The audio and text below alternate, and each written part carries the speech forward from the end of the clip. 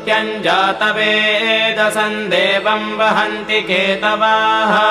दृशे विश्वाय सूर्यम् अपत्येतायवो यथा नक्षत्रायन्त्यक्तुभिः सूराय विश्वचक्षसे अदृश्रमस्य केतवो विरश्मयोजनाङ्कनो भ्राजन्तो अग्नयो यथा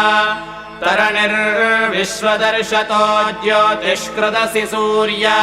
विश्वमाभासि रोचनम् प्रत्यङ्देवानाम् विशः प्रत्यङ्गुदेशि मानुषान् प्रत्यङ्विश्वम् स्वर्दृशे येनापावकचक्षसा भुरण्यन्तम् जनाङ्कनो त्वम् वरुण पश्यसि